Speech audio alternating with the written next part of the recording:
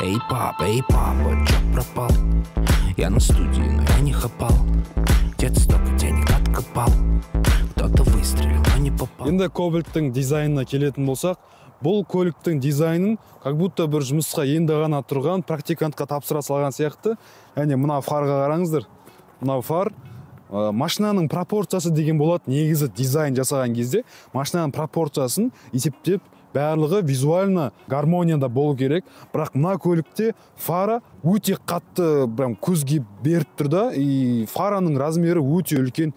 Қараңыздаршы, фараны бұл осы көлікті мініп жүргендер айтуы мүмкін, мына фара үлкен, себебі жолда, жаңағы трассада жақсы жарық беру үшін деп. Бірақ басқа көліктерде осындай фараны үлкен қылмай-ақ жақсы жарық беріп жүрген фаралар бар. Дәу қылып добардай қылып қойған.